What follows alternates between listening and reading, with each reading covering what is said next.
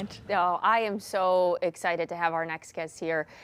You know, the saying goes, your dreams are always within reach, but we have to go for them, right? Our first guest is proof of that. He is 19, he is blind, and he's making an impact on the world of sports. Please welcome sportscaster Allan Wylie. So good to see you. Thank you so much for coming in today. We appreciate you being here. Thanks for having me. I am blown away. It was, I think, 2019, 2020. Roosevelt Lefferts did a story about you when you were calling games for Westlake High School. Yeah.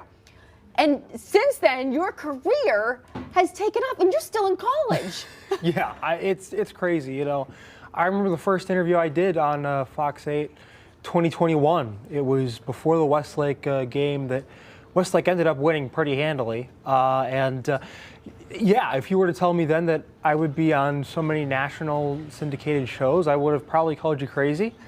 But, you know, here we are. I'm a sophomore, or going to be a sophomore in college, and what are you doing? Where are you calling games for these days? Yeah, so I currently call games for the Wilmington Blue Rocks, which is the high A affiliate of the Washington Nationals.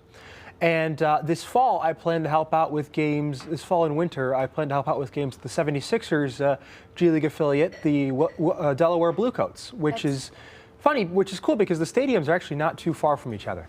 That is unbelievable. Now, take me back. When did you start have you always had a love for sports, first of all? Oh yeah, like I started listening to Cleveland, then Indians, of course, now Guardians games when I was about 2, with Tom Hamilton, great guy. He's in the Hall of Fame, deservedly so. For broadcasters, I was listening to him. I would fall asleep to the baseball games, and then I would listen to Cavs games. I wouldn't actually fall asleep. My parents thought I did, but I didn't. They didn't know that until after the fact, so it's okay. Really, that's really when it started, is when I was about 2 or 3 listening to Joe Tate and Tom Hamilton. I'm sure, I know for a fact Tom Hamilton would look at you as an inspiration and be so impressed with what you've done. Hearing you call games, how do you do it?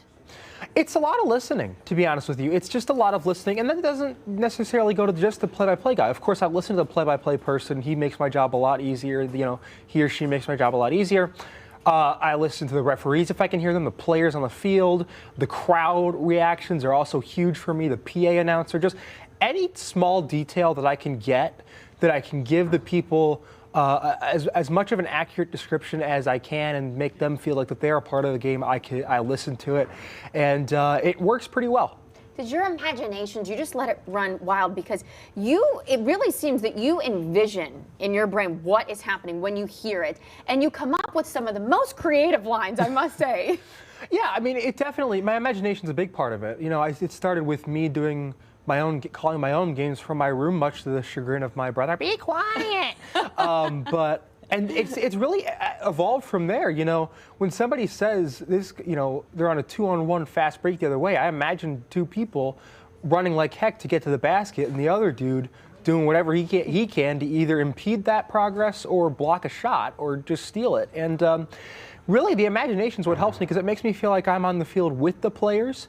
So, and it makes me feel like I'm on the field with them, and it also helps that, you know, my parents have helped me out with it. Like when I do football games, my dad, when I was little, would explain to me what the pocket is in football, so that way I could kind of give envisioning. Yeah, definitely. And so just to paint a picture in my mind has really helped me out. I'm just absolutely blown away by you. Do you have favorite, or how do you come up with the creative? Because when you do the color, I mean, you can come up with some funny things. So how do you come up with that? Is it something you think about in advance, or are you just off the cuff with it a lot of times? Honestly, it's off the cuff. People might think that, you know, when we say things, we think of them in advance. Sometimes that might be the case, but more often than not, it's off the cuff. It's whatever in your head at that time. Yeah, I have to make it appropriate. That's true, too. But yeah, whatever in my head at that time, whatever I feel like I have to say to really make the broadcast interesting. Of course, I try to, you know, enact some humor in my stuff, especially if the game, when the game's going on, especially with a baseball game when you have a break between pitches, or a football game when you have a break between plays. So I really just try to keep people engaged. I want to quickly ask you, I know we have to get going. Did anyone ever tell you that these goals, these dreams you have are too lofty and to not try this? Oh, yeah. I've been told when I was little, I was about 11 or 12, and I told people I wanted to be a sportscaster, like, okay, be realistic. you can't be realistic. I'm like, I am being realistic.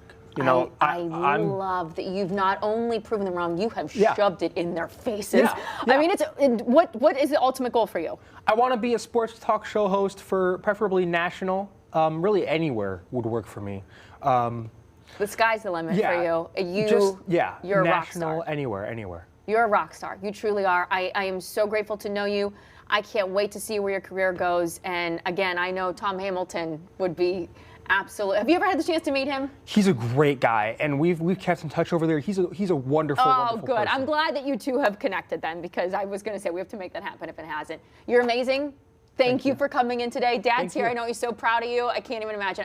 It's hard enough to call a game. I don't know how you do it. I don't. Maybe you could give me some pointers, okay? I'll try. Yeah. All right. He'll try his best.